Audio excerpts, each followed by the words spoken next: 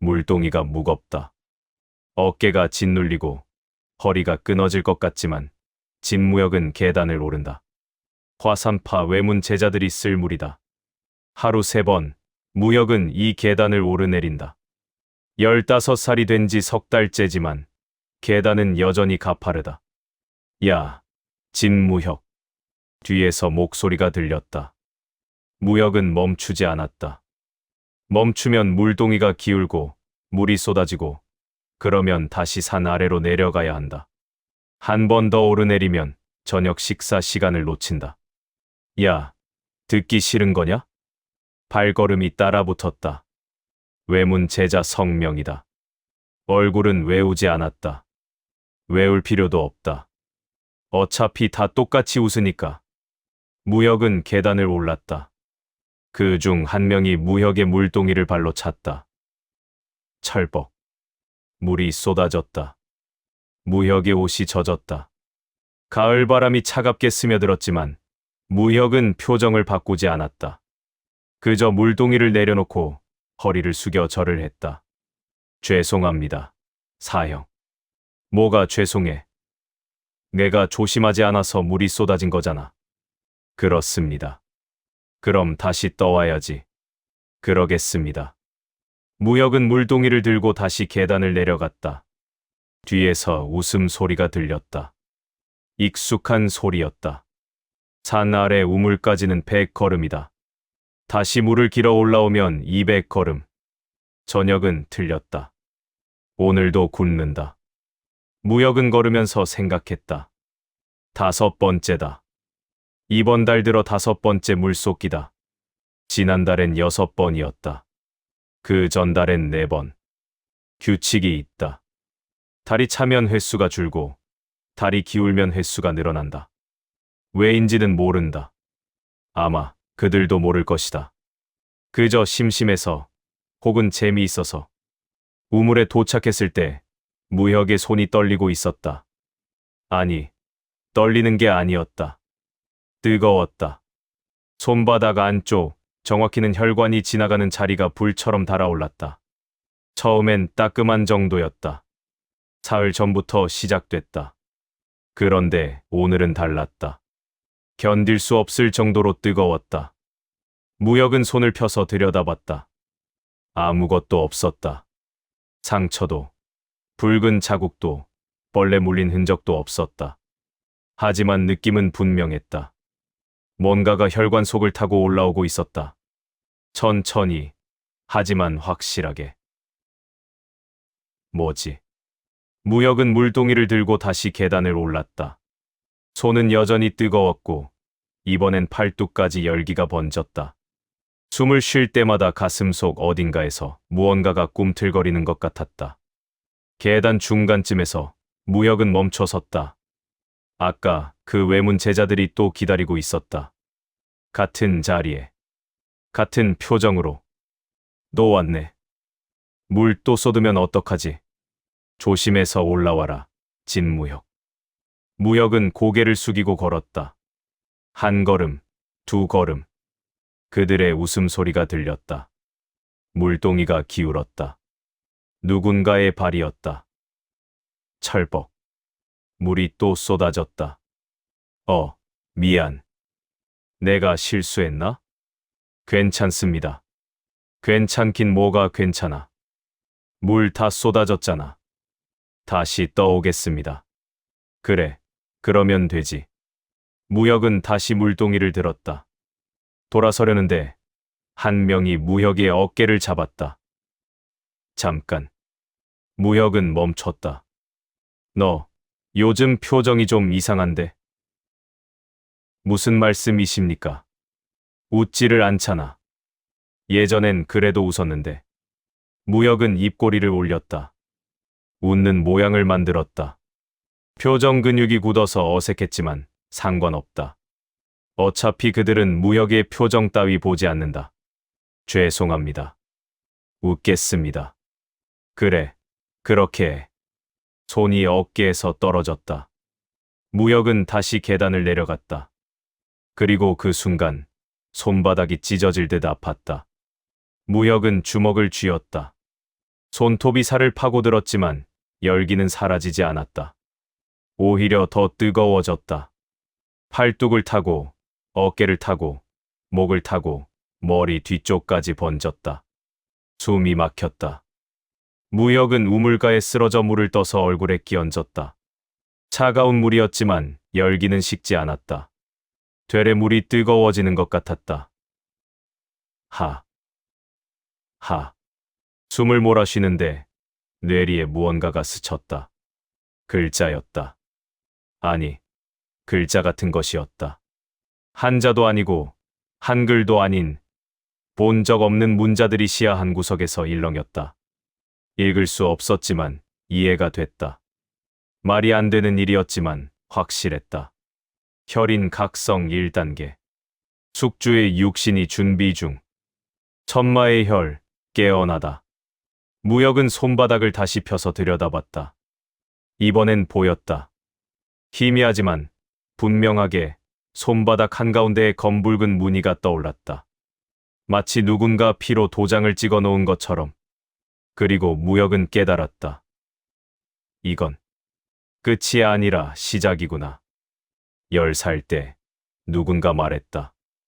넌 특별한 아이라고. 그러니 절대 화산파 밖으로 나가지 말라고. 내 힘이 깨어나면 이 세상 모든 것이 너를 죽이려 들 거라고. 그때는 이해하지 못했다. 지금은 안다. 무역은 천천히 일어나 물동이를 들었다. 손바닥의 무늬는 사라졌지만 열기는 남아 있었다. 계단을 오르면서 무역은 다시 생각했다. 6번째는 없다. 비린내가 났다. 자신의 입안에서 나는 것인지 아니면 공기 중에 떠도는 사리의 냄새인지 알 수 없었다. 무역은 다시 물동이를 채웠다.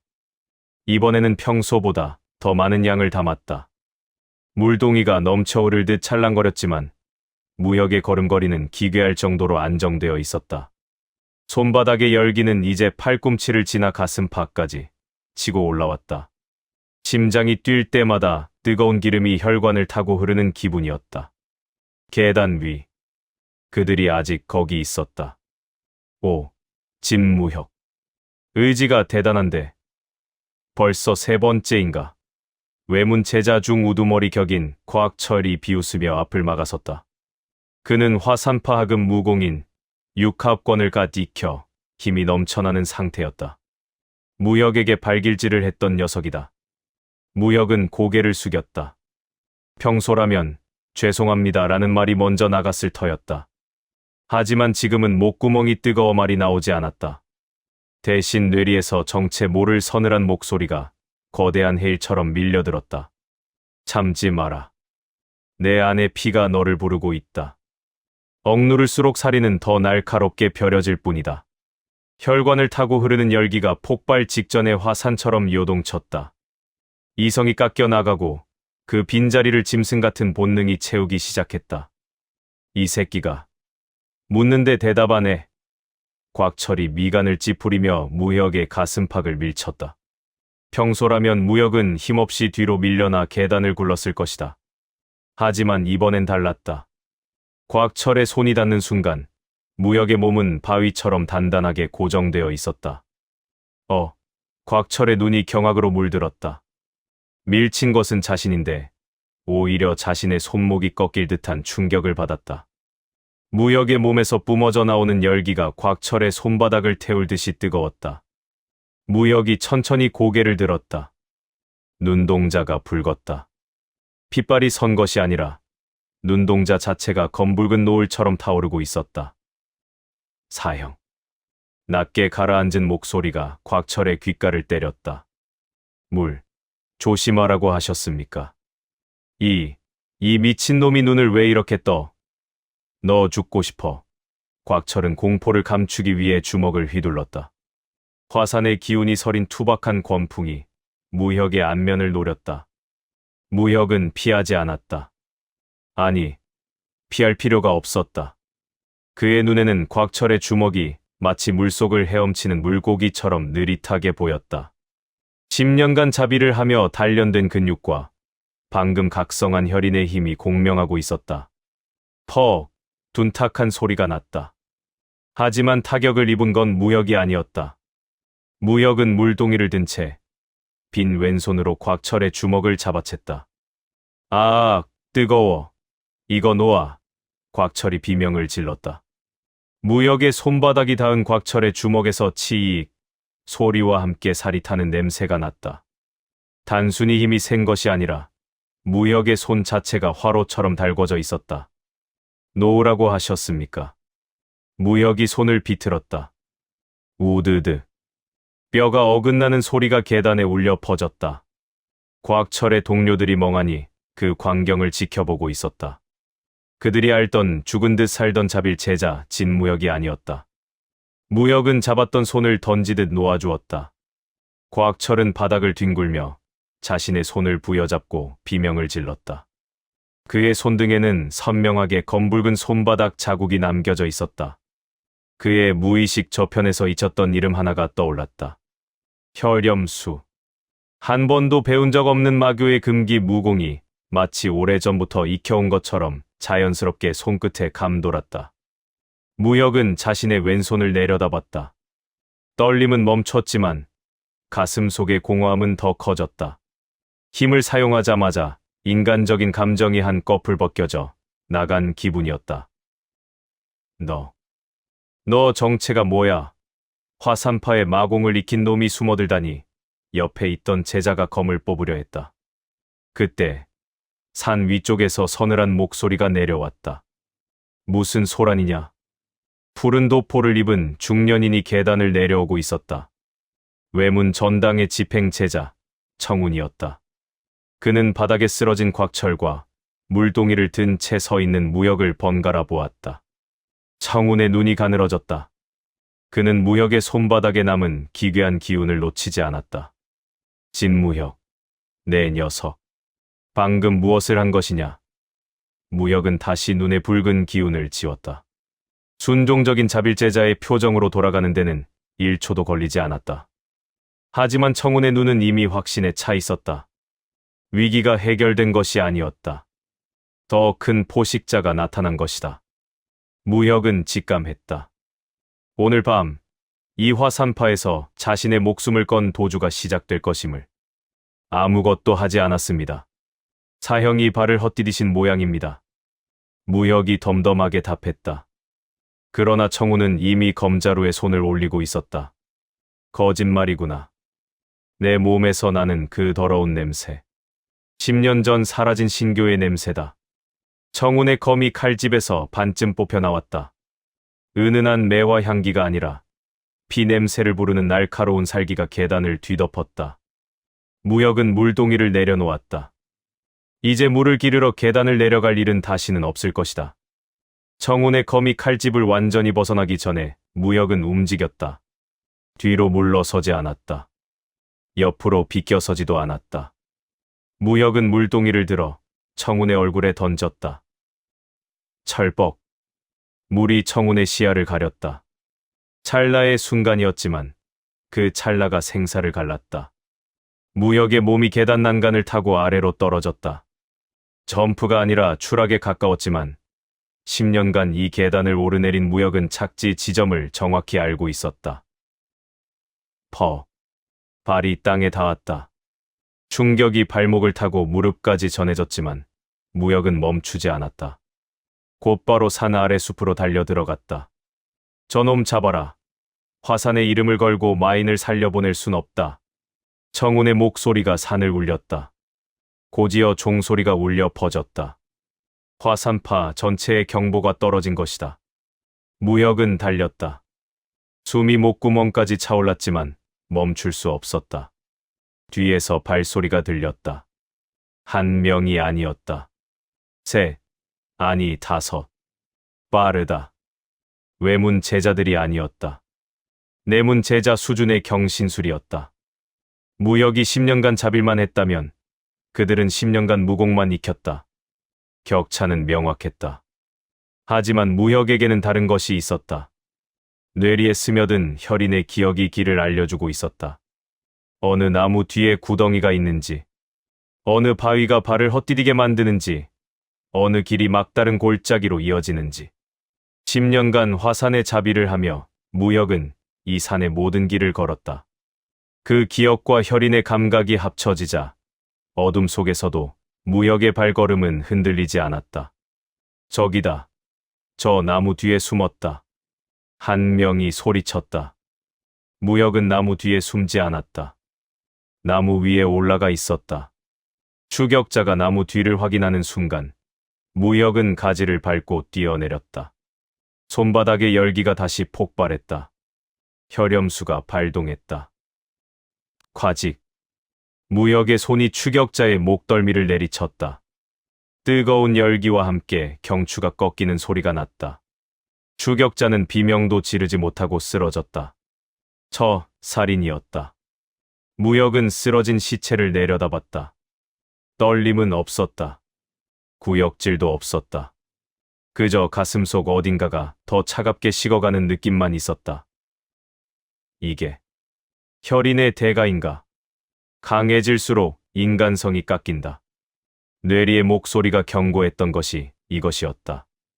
무역은 시체의 검을 뽑아들었다. 화산의 표준 장검이었다. 가벼웠지만 날은 예리했다. 정훈이 죽었다.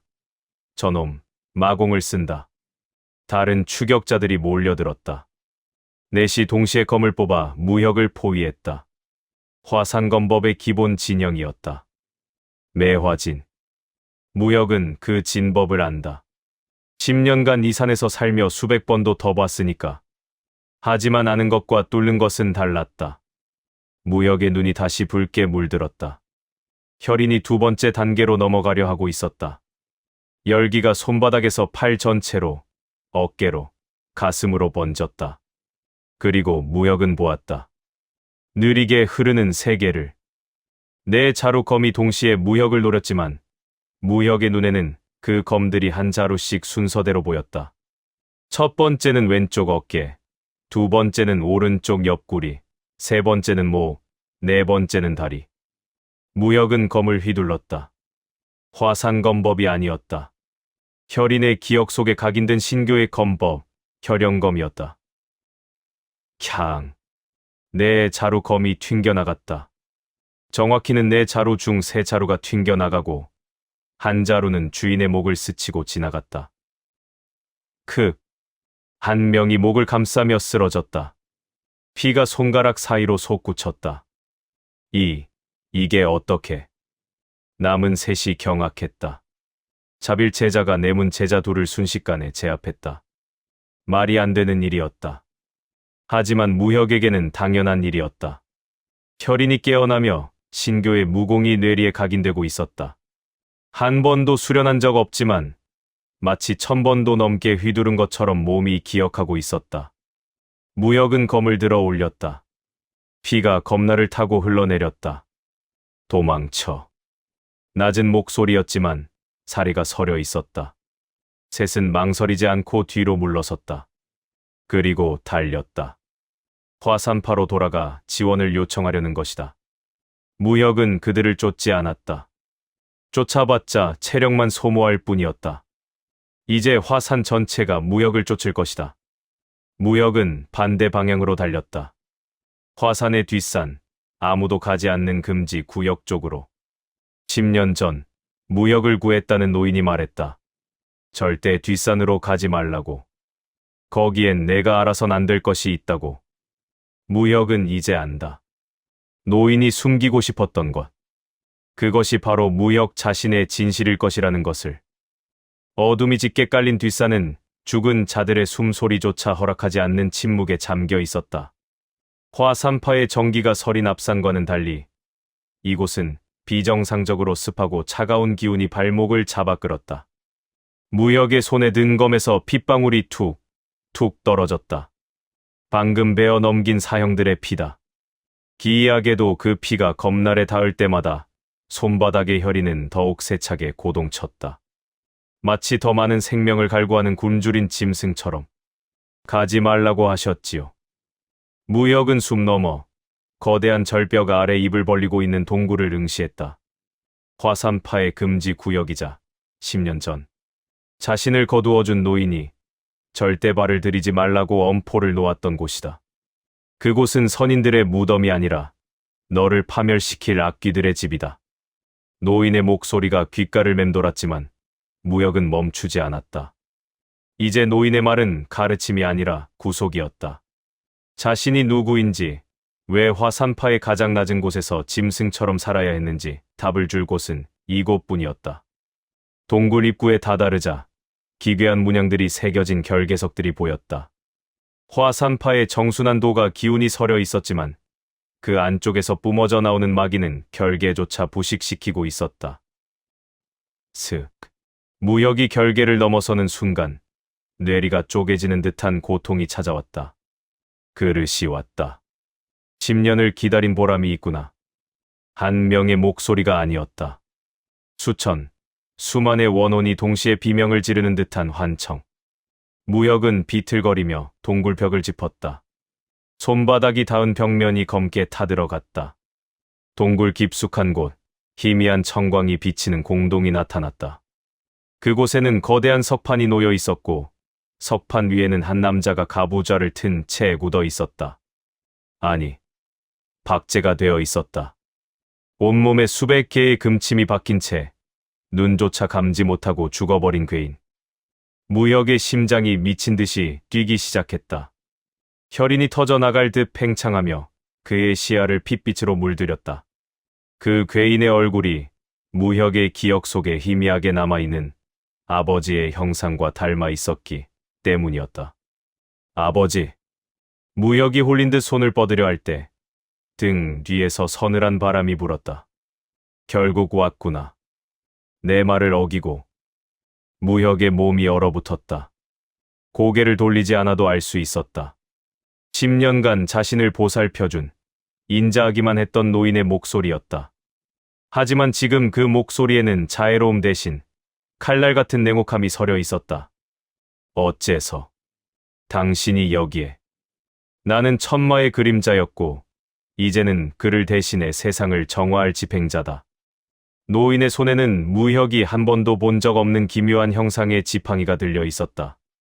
지팡이 끝에는 화산파의 문양과 신교의 문양이 기괴하게 뒤섞여 새겨져 있었다. 내 아비는 실패했다. 그는 인간의 정을 버리지 못해 천마의 자리를 지키지 못했지. 그래서 내가 그를 이곳에 가두고 너를 길렀다. 노인이 한 걸음 다가왔다. 너는 실패하지 않을 것이다. 내가 내 혈관 속에 흐르는 인간의 피를 모두 뽑아내고 오직 마만을 채워 넣었으니까. 무혁의 눈이 경악으로 커졌다. 10년간의 괴로움, 굶주림, 그리고 자빌. 그 모든 것이 육체를 고통 속에 몰아넣어 혈인을 깨우기 위한 노인의 설계였다는 사실이 머릿속을 스쳤다. 가족이라 믿고 의지했던 유일한 존재가 사실은 자신의 육신을 망가뜨려 마귀로 채우려던 도살자였다는 진실. 노인의 지팡이가 바닥을 쳤다. 동굴 전체가 진동하며 석판 위의 괴인, 전대천마의 시신에서 검은 연기가 피어올랐다. 그 연기는 실타래처럼 엉키며 무역의 몸을 휘감기 시작했다. 숨이 막히고 심장이 터질 듯한 고통이 몰려왔다. 노인은 그 고통스러워하는 무역을 보며 만족스러운 듯 기괴한 미소를 지었다. 조금만 참으렴. 이 고통이 끝나면 너는 비로소 완성될 테니. 무역은 깨달았다. 여기서 멈추면 그는 인간으로서의 자아를 잃고 노인이 조종하는 꼭두각시 괴물이 될 뿐이라는 것을. 10년의 억울함과 배신감이 혈관 속 마귀와 섞여 폭발했다. 나를 길들일 수 있을 거라 생각했나? 무혁이 쥐고 있던 장검을 들어 올렸다. 검 끝이 노인의 심장을 가리켰다. 인자했던 스승의 환상은 이미 가루가 되어 사라진 지 오래였다. 당신이 설계한 괴물에게 당신의 목숨부터 제물로 바쳐드리지. 무혁의 선언과 동시에 혈인이 2단계로 폭주하며 무혁의 머리카락이 하얗게 새어버리기 시작했다. 동굴을 가득 채운 검은 연기가 무혁의 검에 감기며 거대한 살기의 폭풍을 만들어냈다. 칼날이 어둠을 갈랐다. 노인의 지팡이가 무혁의 검을 막아섰다. 쇳소리가 동굴을 울렸지만 노인의 표정은 흔들리지 않았다. 분노는 좋다. 그 분노가 혈인을 완성시킨다. 노인의 지팡이 끝에서 청백색 기운이 뿜어져 나왔다. 화산의 전기였다. 하지만 그 안에는 검은 마귀가 섞여 있었다.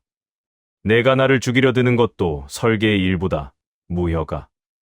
무혁의 검이 밀려났다. 아직 힘이 부족했다. 혈인은 2단계로 폭주하고 있지만 노인은 수십 년간 정마 양면을 수련한 고수였다. 10년 전 내 아비도 똑같은 눈으로 나를 봤지. 배신자라고, 역적이라고. 노인이 지팡이를 회전시켰다. 검은 연기가 무혁을 향해 휘몰아쳤다.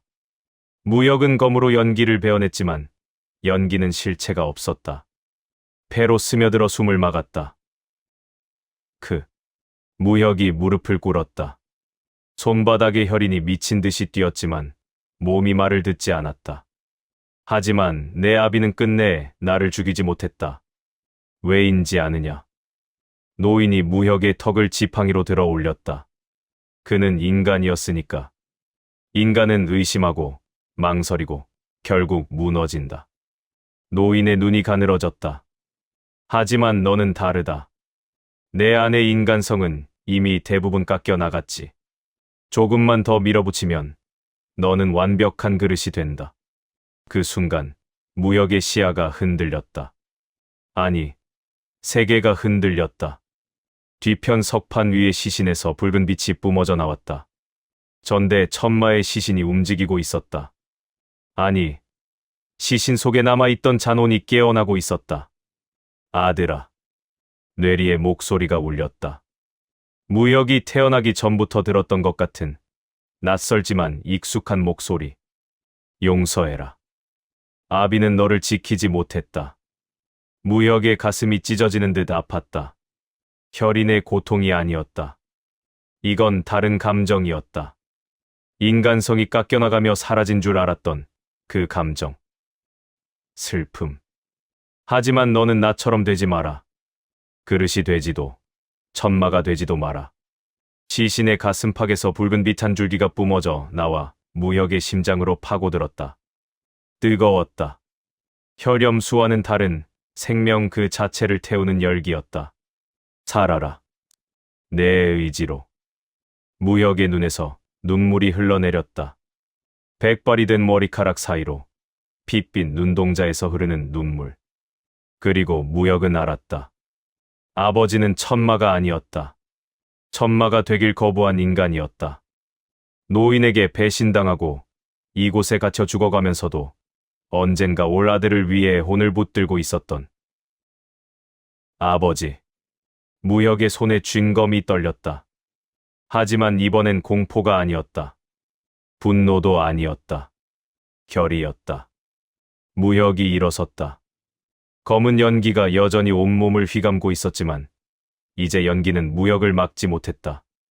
아버지의 잔혼이 남긴 힘이 혈인과 섞이며 새로운 무언가를 만들어내고 있었다. 이럴 수가. 노인의 표정이 처음으로 흔들렸다. 천마의 잔혼이 남아 있었단 말인가? 내가 그토록 철저히 봉인했는데. 무혁은 대답하지 않았다. 검을 들어 올렸다. 혈연검이 아니었다. 화산검법도 아니었다. 그저 무혁 자신의 검이었다. 당신의 설계는 끝났습니다. 무혁이 검을 내리쳤다. 노인의 지팡이가 다시 막아섰지만 이번엔 달랐다. 검날에서 뿜어져 나온 붉은 기운이 지팡이를 타고 노인의 팔로 스며들었다. 컥! 노인이 비명을 질렀다. 팔이 검게 타들어갔다. 혈염수가 아니었다. 이건 천마의 혈이 만들어낸 새로운 힘이었다. 무혁은 멈추지 않았다. 두 번째 일격, 세 번째 일격. 검이 휘둘러질 때마다 노인의 몸이 찢겨나갔다. 기다려라. 무혁아. 내가 모르는 진실이. 노인이 손을 뻗었다. 하지만 무혁의 검은 이미 노인의 심장을 관통하고 있었다. 당신의 진실은 필요 없습니다. 칼날이 뽑혀 나왔다. 노인의 몸이 바닥에 쓰러졌다. 피가 동굴 바닥을 적셨지만 곧 검은 연기로 변해 사라졌다. 죽어가는 노인의 입에서 마지막 말이 새어나왔다. 넌 아직 모른다. 내가 누구의 아들인지. 숨이 끊겼다. 무역은 시체를 내려다봤다. 10년간 자신을 보살펴준 유일한 존재. 하지만 그는 보살핌이 아니라 사육을 한 것이었다. 무역은 뒤돌아 석판을 향해 걸어갔다. 아버지의 시신은 이제 빛을 잃고 있었다. 잔혼까지 모두 무역에게 주었으니까. 아버지. 무역이 무릎을 꿇고 시신 앞에 절을 했다.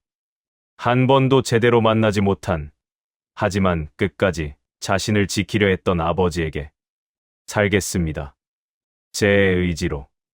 석판 위의 시신이 천천히 재가 되어 흩어졌다. 마치 이제야 편히 쉴 수 있다는 듯. 무역이 일어섰다. 동굴 밖에서 발소리가 들렸다. 화산파의 추격대가 도착한 것이다. 무역은 손에 든 검을 버렸다.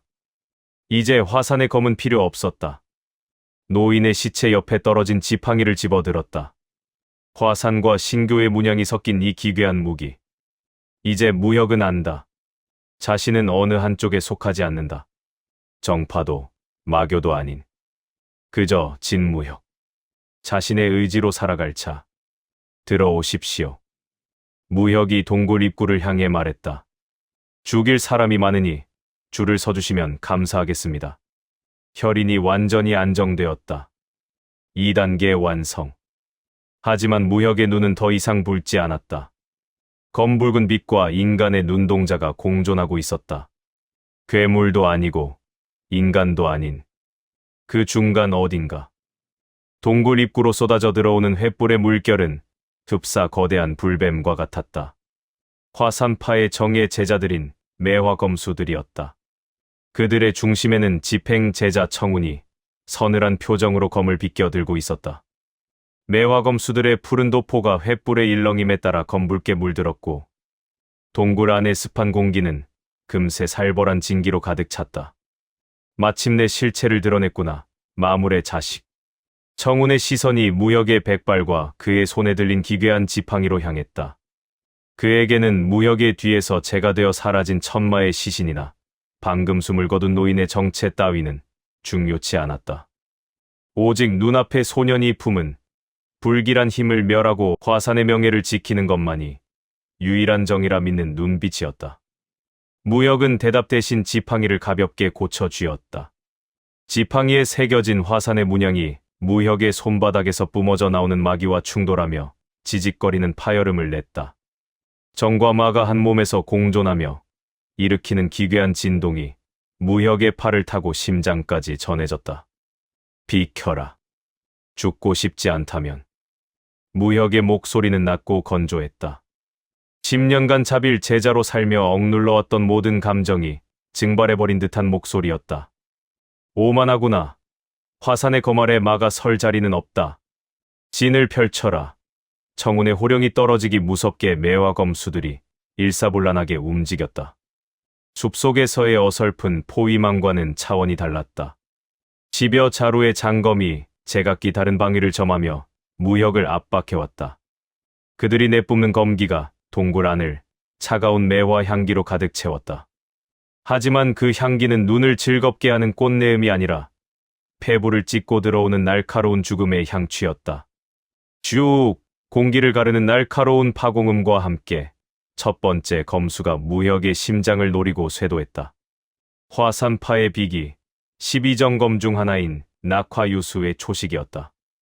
무역의 눈이 가늘어졌다.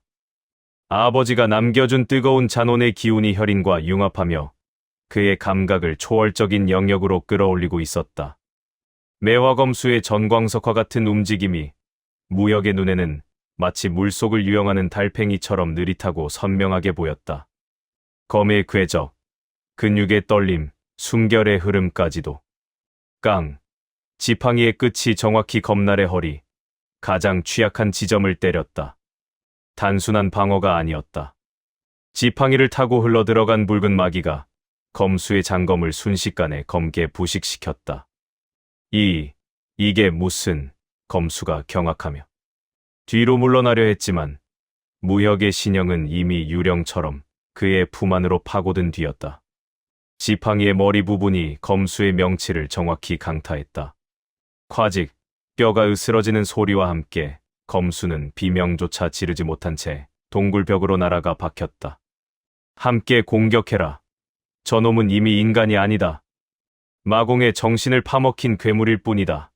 청운이 직접 나섰다. 그의 검에서 피어난 매화가 무혁의 전신을 촘촘하게 뒤덮었다. 수십 송이의 검꽃이 제각기 다른 궤적을 그리며 무혁의 급소를 노리고 쏟아졌다. 화산의 상급 무공, 7결 매화검이었다. 무혁은 지팡이를 바닥에 거칠게 꽂았다. 쿠르릉 동굴 전체가 비명을 지르며 진동했다. 아버지가 남긴 잔원의 힘과 무혁의 뒤틀린 마기가 합쳐진 파동이 원형으로 뻗어나갔다. 혈령포. 진교의 비전이 무혁의 의지에 따라 실체화되었다. 검붉은 충격파가 허공을 수놓던 화산의 매화꽃들을 가차없이 산산조각냈다. 화산파의 정순한 기운이 마기의 폭풍에 짓눌려 처참하게 흩어졌다.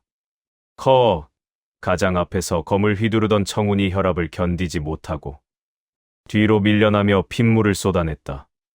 그의 눈에는 도저히 믿을 수 없다는 경악과 공포가 서렸다. 불과 몇 시간 전만 해도 계단에서 비굴하게 웃으며 물동이를 나르던 자빌 제자의 모습은 어디에도 없었다. 착각하지 마라. 당신들이 가둬둔 짐승은 이미 죽었으니까. 무혁은 쓰러진 청운을 내려다보지도 않은 채 동굴 밖으로 걸음을 옮겼다. 남은 매화검수들이 검을 쥔 손을 부들부들 떨며 길을 막으려 했지만 무혁의 몸에서 뿜어져 나오는 압도적인 살기에 질식할 듯한 압박감을 느끼며 차마 검을 내밀지 못했다. 모세가 홍해를 가르듯 횃불의 물결이 무혁의 앞에서 갈라졌다. 동굴 밖으로 나오자 차가운 밤바람이 백발로 변한 무혁의 머리카락을 흩뜨렸다. 달빛 아래 드러난 그의 모습은 기괴하고도 장엄했다. 하얗게 샌 머리카락과 핏빛이 서린 눈동자, 그리고 정파의 지팡이를 짚은 마인의 형상. 화산의 뒷산 절벽 끝에 선 무혁이 아래를 내려다보았다. 수많은 횃불이 산허리를 타고 개미떼처럼 기어오르고 있었다. 화산파 전체가 그 하나를 사냥하기 위해 총동원된 것이다. 10년 전 정파연합이 신교를 멸문시킬 때도 이와 같았을까? 무혁은 지팡이를 쥔 손에 힘을 주었다. 나무 지팡이가 비명을 지르며 뒤틀렸다. 살아라. 내 의지로. 아버지의 마지막 당부가 심장을 거세게 울렸다. 무혁은 망설임 없이 절벽 아래 끝이 보이지 않는 어둠 속으로 몸을 던졌다. 그것은 추락이 아니라 자신을 가두었던 낡은 세계로부터의 탈출이자 새로운 세상으로의 거대한 도약이었다. 진무혁, 어디를 가든 무림 전체가 너를 쫓을 것이다. 천하에 내가 숨을 곳은 없다. 멀어지는 청운의 절규가 밤 공기에 흩어졌다. 무혁은 바람을 가르며 어둠 속으로 깊숙이 스며들었다. 이제 무림에는 천마의 아들도 화산의 제자도 아닌 그 누구의 설계도로도 감히 그릴 수 없는 기이한 괴물이 풀려나게 되었다. 피의 복수를 알리는 서막이 비로소 오르고 있었다. 절벽 아래는 끝없는 어둠이었고 바람은 무혁의 몸을 마치 거대한 손처럼 휘감으며 아래로, 더 아래로 끌어당겼다. 보통 사람이라면 이미 공포에 정신을 잃었을 것이고 무공을 익힌 자라 해도 추락의 충격을 견디지 못해 뼈가 부서지거나 내공이 역류해 혈관이 터져 죽었을 터였다. 하지만 무혁의 몸속에서는 혈인이 미친 듯이 회전하며 추락의 충격을 흡수하고 있었고 아버지가 남긴 잔원의 기운이 무혁의 경맥을 따라 흐르며 몸을 보호하고 있었다. 얼마나 떨어졌을까? 시간의 감각이 사라진 무한한 추락 끝에 무혁의 등이 무언가에 부딪혔다. 물이었다. 차갑고 깊은 물이 무혁을 삼켰고 그 순간 혈인의 열기가 물과 충돌하며 치익 소리를 내며 하얀 증기를 뿜어냈다. 무혁은 의식을 잃지 않았다. 아니, 잃을 수가 없었다. 혈인은 그에게 휴식을 허락하지 않았고 그의 육체는 이미 인간의 한계를 넘어서고 있었다. 물속을 헤엄쳐 표면으로 올라온 무혁은 거친 숨을 몰아쉬며 주변을 살폈다. 계곡이었다. 화산의 뒷산 깊숙한 곳, 아무도 발을 들이지 않는 금단의 영역 한가운데에 숨겨진 계곡. 달빛조차 닿지 않는 이곳은 살아있는 자의 세계가 아니라 죽은 자들이 떠도는 망자의 강 같았다. 무혁은 물가로 기어 나와 바위 위에 몸을 던졌다. 지팡이는 추락 과정에서 놓쳤는지 손에 쥐어져 있지 않았지만 그것은 중요하지 않았다. 이미 무혁의 손바닥에는 혈염수가, 뇌리에는 혈연검이 각인되어 있었으니까. 살았군. 갑작스러운 목소리에 무혁은 반사적으로 몸을 일으켜 주먹을 쥐었다. 혈염수가 발동할 준비를 하며 손바닥이 붉게 달아올랐다. 하지만 목소리의 주인은 공격하지 않았다. 그림자 속에서 한 사내가 걸어 나왔다. 키가 크고 마른 체구에 온몸을 검은 비단으로 감싼 사내였다. 얼굴까지 반쯤 가린 복면 때문에 표정을 읽을 수 없었지만 그의 눈동자는 기이하게도 달빛을 받아 노랗게 빛나고 있었다. 경계할 필요 없다. 죽일 생각이었다면 내가 물에 빠진 순간 이미 끝났을 것이다. 사내의 목소리는 낮고 건조했으며 어딘가 무혁 자신의 목소리와 닮아 있어 기분이 묘했다. 당신은 누구냐? 무혁이 물었다. 손바닥의 열기는 여전히 식지 않았지만 직감적으로 알 수 있었다. 이 사내는 화산파의 인간이 아니었고 정파의 냄새도 나지 않았다. 이름은 중요하지 않지. 다만 나는 암흑가의 사람이고 너는 지금 무림 전체가 사냥하려는 먹잇감이라는 사실만 알면 충분하다. 사내가 한 걸음 다가섰다. 무혁은 물러서지 않았다. 물러설 곳도 없었고 물러설 이유도 없었다. 암흑가가 왜 나를? 내가 가진 것이 필요해서지. 혈인, 천마의 유산, 그리고 사내의 눈동자가 가늘어졌다. 내 몸속에 잠든 비밀들. 화산파도, 무림맹도 모르는 오직 암흑가만이 알고 있는 비밀 말이다. 무혁의 심장이 세차게 뛰었다. 노인이 죽기 전 남긴 마지막 말이 떠올랐다. 넌 아직 모른다.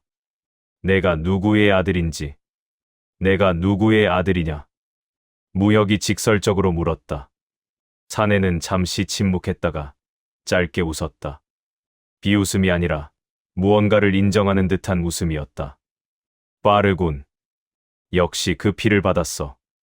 좋아, 알려주지. 내 아비는 천마가 맞다. 하지만 내 어미는. 사내가 한 박자 쉬었다. 무림맹주의 딸이었다. 세상이 멈췄다. 무혁의 머릿속이 하얗게 비워지는 듯한 충격이 밀려왔다. 천마와 무림맹주의 딸. 빛과 어둠, 정과 마의 정점에 선 두 존재가 어떻게 만나 자식을 낳을 수 있단 말인가. 10년 전 정파 연합이 신교를 멸문시킨 진짜 이유가 뭔지 아느냐.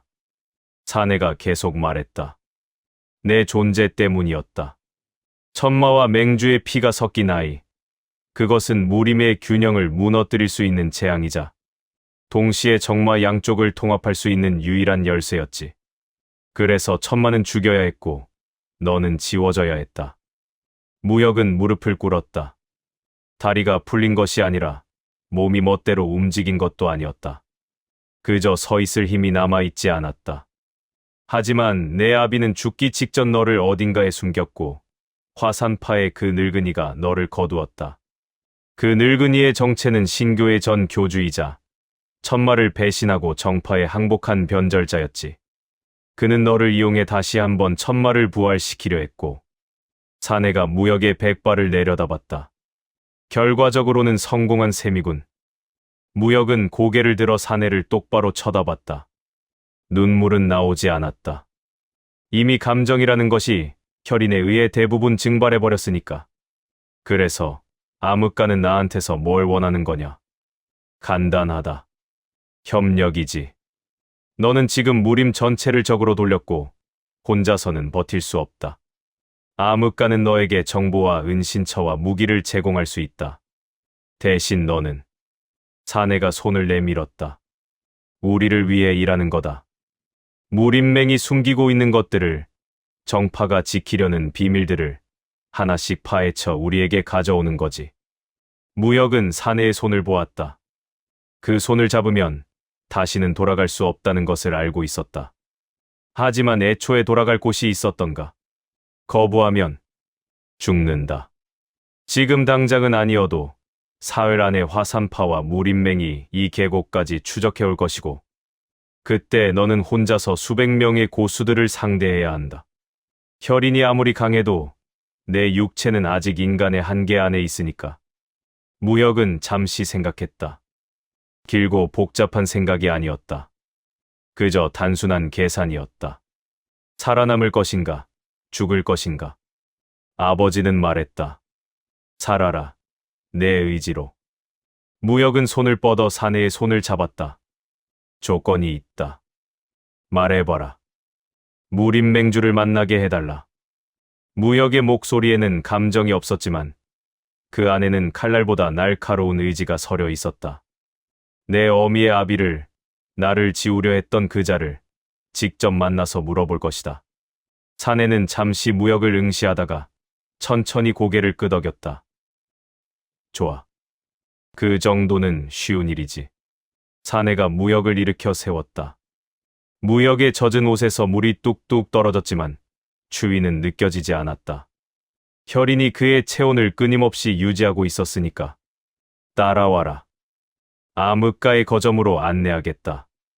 거기서 내 다음 임무에 대해 설명해주지. 사내가 돌아서 어둠 속으로 걸어 들어갔다. 무역은 잠시 뒤를 돌아보았다. 저 위, 보이지 않는 절벽 너머에는 화산파가 있고 자신을 죽이려는 무림이 있었다. 하지만 무역은 더 이상 화산의 제자가 아니었다. 그는 이제 암흑가의 사냥개가 될 것이고 무림의 비밀을 파헤치는 칼날이 될 것이며 언젠가는 무림맹주 앞에 서서 자신의 존재를 증명할 것이다.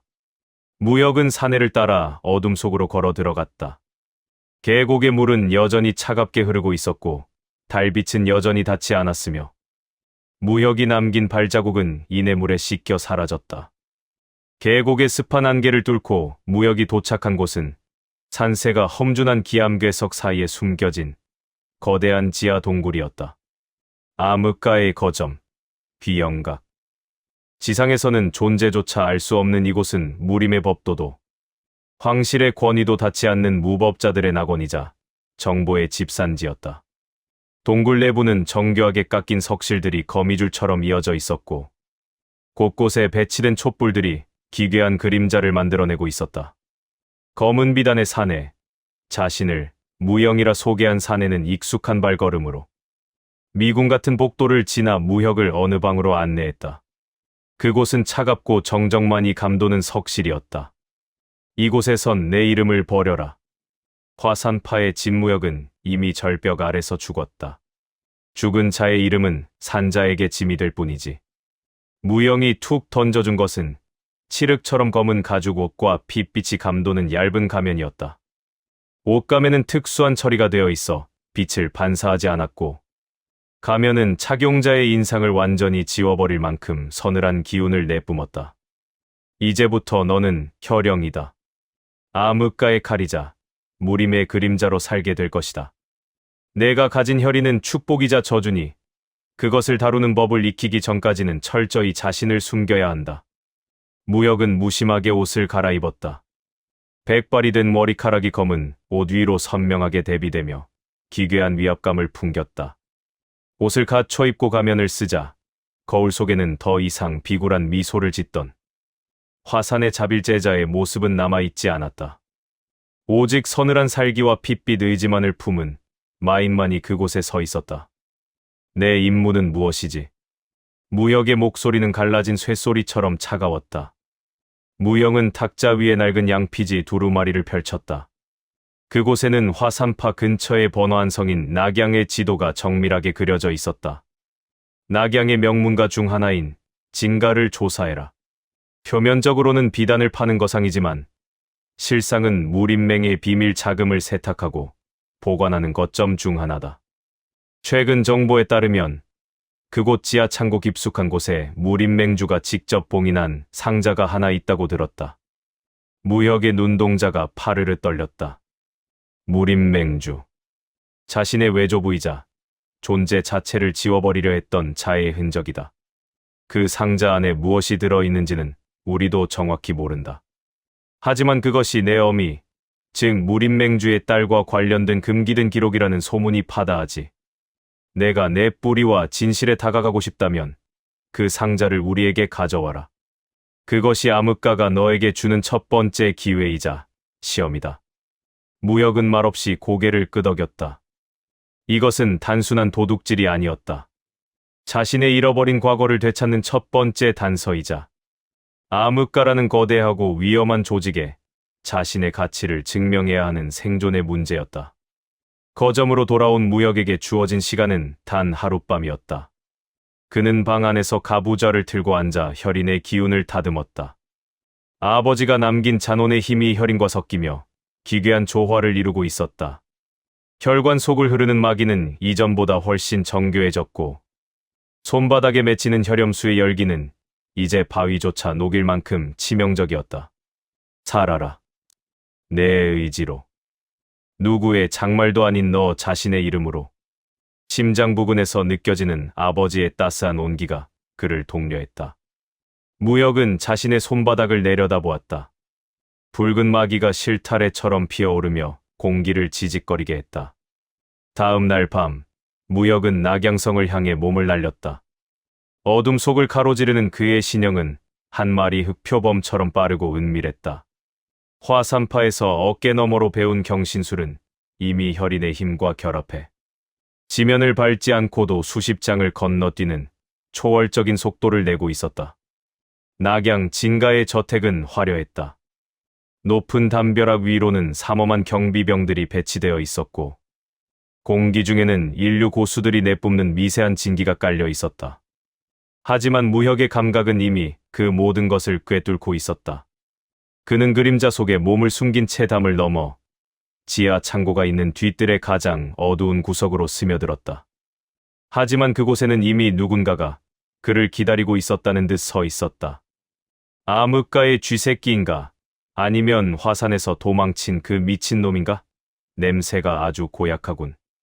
달빛이 구름 사이로 비치자 화려한 매화 문양이 새겨진 순백의 도포를 입은 청년이 보였다. 그는 검을 마치 지팡이처럼 짚은 채 여유로운 자세로 서 있었다.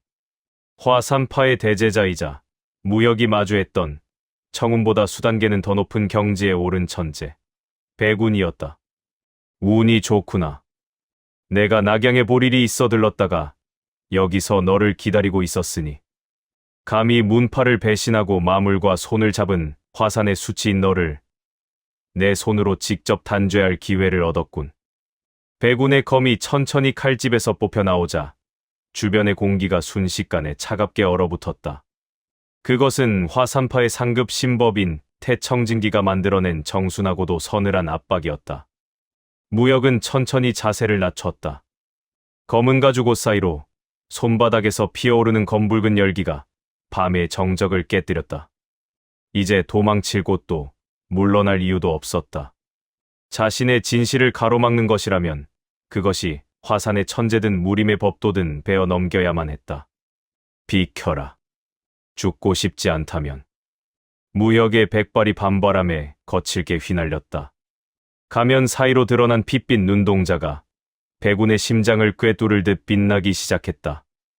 암흑가의 사냥개 혈령으로서 수행하는 첫 번째 임무, 그리고 화산파와의 잔혹한 재회. 낙양의 밤은 이제 막 거대한 피의 폭풍을 맞이할 준비를 마쳤다. 백운의 검이 달빛을 받아 푸르게 빛났다. 화산검, 그것도 역대 장문인만이 물려받을 수 있다는 명검 청견이었다. 검신에 새겨진 매화 문양이 살아 움직이듯 일렁이며 주변의 기운을 빨아들이고 있었고 그 검을 쥔 백운의 표정에는 여유와 자신감이 가득했다. 10년 전 화산에 들어온 내 놈을 처음 봤을 때 이미 느꼈어야 했다. 내 놈의 눈빛이 다른 제자들과는 달랐다는 것을. 하지만 당시 나는 너무 어렸고 사형들은 너를 그저 불쌍한 고아로만 여겼지. 백운이 검을 수평으로 들어 올리며 한 걸음 다가섰다. 그의 발이 땅을 밟을 때마다 바닥에 하얀 서리가 맺혔고 공기는 점점 더 차갑게 얼어붙었다. 하지만 이제는 안다. 내 놈은 처음부터 우리를 속였고 화산의 자비를 악용했으며 끝내는 스승을 죽이고 사형들을 살해했지. 그런 내 놈이 감히 암흑가의 개가 되어 무림맹의 재물을 노린다. 웃기는 일이군. 무역은 대답하지 않았다. 대답할 필요가 없었다. 백운이 무엇을 믿든 무엇을 정이라 부르든 그것은 이미 무역과 상관없는 일이었으니까. 말이 없구나. 그래. 마물에게 변명 따위 기대하는 것 자체가 어리석은 일이지. 백운의 검이 움직였다. 느리게 보였다. 아니, 처음에는 느리게 보였다. 하지만 그것은 착각이었다. 검이 공기를 가르는 순간 검의 궤적이 수십 개의 잔상으로 갈라지며 무역의 사방을 에워쌌다. 화산파 비전검범, 청운매화검의 오해, 한자루 검이 12송이 매화로 피어나는 초식이었다. 무역의 손바닥이 뜨거워졌다. 혈염수가 본능적으로 발동하려 했지만 무역은 그것을 억눌렀다. 혈염수는 근접전에서만 효과적이고 백운의 검법은 거리를 두고 압박하는 형태였다. 대신 무역은 한 발 뒤로 물러섰다. 아니, 물러선 것처럼 보였다. 실제로는 백운의 검 궤적 사이의 빈틈을 정확히 파고들며 비껴선 것이었다. 10년간 화산에서 살며 무역은 백운의 검법을 수도 없이 봤고 그것이 어떤 허점을 지녔는지 알고 있었다. 백운의 표정이 처음으로 흔들렸다. 12송이 매와 검법을 단 한 걸음으로 회피한 것이다. 아무리 자빌제자라 해도 이것은 경지의 차이를 뛰어넘는 무언가였다. 내 놈, 처음부터 우리 검법을 훔쳐보고 있었구나. 백운의 목소리에 분노가 섞였다. 검이 다시 휘둘러졌고 이번에는 궤적이 더 빨랐다. 더 날카로웠다. 하지만 무역은 여전히 피했다.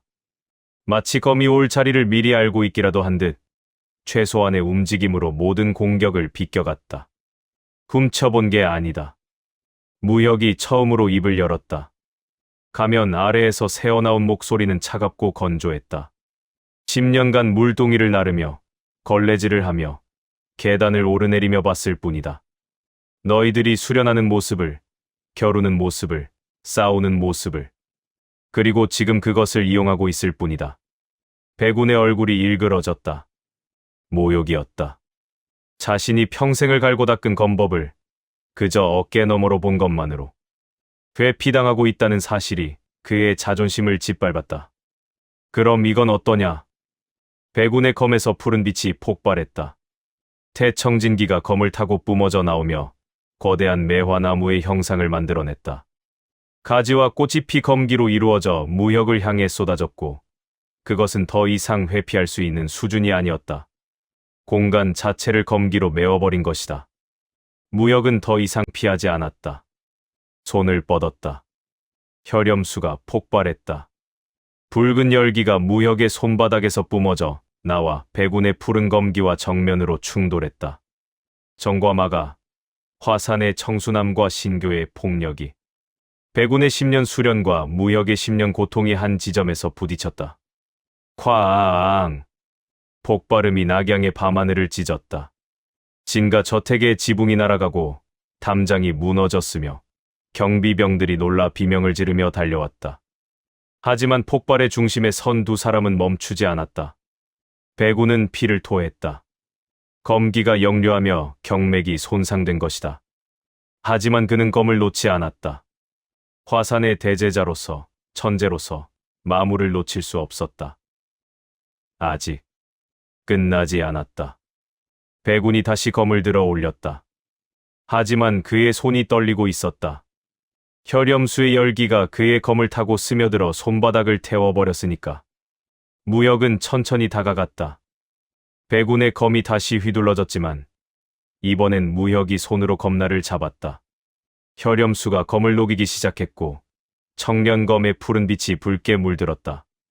그만둬라. 더 이상 싸우면 내 경맥이 터진다. 무역이 낮게 말했다. 하지만 백운은 고개를 저었다. 나는 화산의 대제자다. 마물에게 질 수 없다. 백운이 마지막 힘을 짜내어 검을 밀어냈다. 하지만 무역은 움직이지 않았다. 그저 소나귀에 힘을 주었고 청년검이 쩡그랑 소리를 내며 두 동강이 났다. 화산의 명검이 부러진 것이다. 백운의 눈이 경악으로 커졌다. 입에서 피가 쏟아졌고 그는 무릎을 꿇었다. 이럴 수가. 무역은 부러진 검을 바닥에 던졌다. 그리고 백운의 어깨를 밟고 지나갔다. 살려주는 이유는 하나다. 화산으로 돌아가서 전해라. 무역이 돌아보지 않고 말했다. 진무역은 죽었다. 이제 남은 건 혈영뿐이라고. 그리고 혈영은 언젠가 화산으로 돌아갈 것이라고. 무역은 저택 안으로 사라졌다. 지하 창고를 향해, 무림 맹주가 봉인한 상자를 향해. 백운은 부러진 검을 부여잡고 비명을 삼켰다. 패배의 굴욕과 동시에 무역의 마지막 말이 그의 심장을 얼렸다. 화산으로 돌아간다. 그 말은 선언이 아니라 저주였다. 천재는 괴물을 막을 수 없었다. 이제 무림은 알게 될 것이다. 천마의 핏줄이 다시 강호에 나타났다는 것을. 부러진 청년검의 파편이 바닥에서 차갑게 식어가는 동안 무역은 진가 저택의 지하 창고로 통하는 육중한 철문을 부수고 들어갔다. 외부의 소란에 놀라 달려오던 경비병들은 무역의 몸에서 뿜어져 나오는 붉은 기운에 질식하듯 쓰러졌다. 이미 그들에게 낭비할 시간은 없었다. 공기 중에는 타버린 살점의 냄새와 무역의 마귀가 뒤섞여 기괴한 진동을 만들어내고 있었다. 지하 창고는 상상 이상으로 거대했다. 무림맹의 비밀 자금이라 불리는 황금괴와 영약들이 산더미처럼 쌓여 있었지만 무역의 시선은 오직 단 한 곳, 창고 가장 깊은 곳의 석단 위로 향했다. 그곳은 다른 보물들과 달리 적막하고도 위압적인 기운이 감돌고 있었다. 그곳에는 정순한 도가의 기운이 서린 금색 부적들로 겹겹이 봉인된 옥함 하나가 놓여 있었다. 무림맹주 남궁학이 직접 시전했다는 천강봉인이었다. 부적에 새겨진 문자들은 살아있는 것처럼 꿈틀거리며 침입자를 경계하고 있었다. 이것인가? 나를 지워버린 자의 봉인이. 무역이 손을 뻗자 봉인이 거세게 저항하며 하얀 번개를 뿜어냈다. 정파의 기운은 본능적으로 무역의 마귀를 거부하며 그의 팔을 타격했다. 피부가 타들어가는 고통이 밀려왔지만 무역은 손을 거두지 않았다. 오히려 그의 심장 속에 깃든 아버지의 잔혼이 다시 한번 요동쳤다. 붉은 기운이 무역의 손끝을 감싸며 부적 위로 번져나갔고 그토록 견고하던 맹주의 봉인은 비명을 지르듯 검게 타버리며 녹아내렸다. 옥함을 열자 그 안에는 비단에 정성스럽게 쌓인 낡은 서첩 하나와 눈부시게 하얀 옥패가 들어있었다. 무역은 떨리는 손으로 서첩을 펼쳤다. 종이는 파스러질 듯 낡았지만 그 위에 적힌 글씨는 쓴 이의 감정이 느껴질 만큼 절박했다. 서첩의 첫 장에는 무역이 한 번도 들어보지 못한 여인의 이름이 적혀 있었다. 설화. 무림맹주 남궁학의 외동딸이자 천마 진천이가 유일하게 사랑했던 여인. 서첩은 일기 형식이었다. 정파와 마교의 전쟁이 무림의 대지를 붉게 물들이던 시절 부상을 입고 쓰러진 천마를 우연히 구해주었던 맹주 딸의 이야기가 담겨 있었다. 그들은 세상이 허락하지 않는 적이었으나 서로의 상처를 어루만지다 연모에 빠졌고 결국 무림의 가장 엄중한 금기를 깨고 무역을 낳았다. 하지만 다음 장을 넘기던 무역의 눈동자가 굳어졌다. 무림맹주이자 나의 아버지 진궁학은 이 아이를 재앙이라 부르신다. 정과 마의 피가 섞인 아이는 무림의 질서를 무너뜨리고 정파의 명예를 실추시킬 괴물이라고. 아버지는 내게 아이를 직접 죽이라 명하셨다. 만약 내가 하지 못한다면 내 손으로 내 자식과 사위의 목을 함께 베겠노라 선언하셨다. 오, 신이시여. 어찌 제 부친의 손에 제 자식의 목숨을 맡기겠나이까. 무역의 눈동자가 핏빛으로 짙어졌다. 자신을 지우려 했던 것은 무림맹이라는 조직의 명분이 아니라 자신의 외조부인 남궁학 개인의 광적인 집착과 명예욕이었다는 사실이 가슴을 후벼 팠다. 결국 나는 아이의 아버지인 진천위에게 아이를 보낸다. 부디 그곳에서는 이 아이가 평범한 인간으로 살아갈 수 있기를. 남궁의 성도, 진의 성도 아닌 오직 자신의 이름으로 누구의 그림자도 되지 않고 살아가기를 기원하며 서첩의 마지막 장은 말라붙은 핏자국으로 점철되어 있었다. 10년 전 대전쟁 당시 딸이 천마를 도왔다는 사실을 알게 된 남궁학이 직접 자신의 딸을 처단했다는 암시가 한자 한자 피눈물처럼 새겨져 있었다. 대의를 위해, 그리고 자신의 흠결을 지우기 위해 친딸까지 살해한 자. 그것이 지금 무림의 정점에 서서 정의를 부르짖는 맹주의 실체였다. 살아라. 내 의지로. 무역은 아버지의 마지막 유언이 단순한 당부가 아니었음을 깨달았다. 그것은 자신을 지키기 위해 죽어간 어머니와 마지막 순간까지 혼을 불태운 아버지의 합작된 절규였다. 쿠르릉. 그때 지하 창고의 천장이 거대한 충격과 함께 흔들렸다. 백운의 패배를 감지한 화산파의 장로들과 무림맹의 철기대가 저택을 포위하고 진입을 시도하는 모양이었다. 창고 밖에서는 수백 개의 횃불이 타오르는 소리와 함께 병장기가 부딪히는 소리가 들려왔다. 무역은 서첩과 옥패를 가슴 안쪽 깊숙이 밀어 넣었다. 옥한 바닥에는 암흑가에서 원했던 무림맹의 비리와 자금 흐름이 담긴 비밀 창구도 놓여 있었다. 남궁아. 무역이 그 이름을 씹어뱉듯 읊조렸다. 그것은 피 섞인 조부를 향한 부름이 아니었다. 자신의 부모를 죽이고 자신을 괴물로 만든 원수의 심장을 꿰뚫겠다는 선전포고였다. 옥함 옆에 놓여있던 화려하지는 않으나 서늘한 기운이 감도는 이름 없는 고검 한 자루를 집어들었다. 이제 화산의 검법도 신교의 정수도 아닌 오직 어머니의 한과 아버지의 희생으로 단련된 자신만의 검법을 펼칠 시간이었다. 지하 창고를 나서는 무역의 등 뒤로 백발이 귀신처럼 휘날렸다. 어둠 속에서 드러난 그의 눈동자는 더 이상 단순히 붉기만 한 것이 아니었다. 그 안에는 정파의 위선을 향한 증오와 마교의 폭력조차 넘어서는 서늘한 의지가 공존하고 있었다. 창고 밖은 이미 죽음의 진이 펼쳐져 있었지만 무역은 망설이지 않았다. 거짓된 정의의 심장을 꿰뚫고 부모의 원수가 앉아있는 그 높은 보좌를 향해 나아가는 첫 혈로가 낙양의 밤을 붉게 물들일 준비를 마쳤다.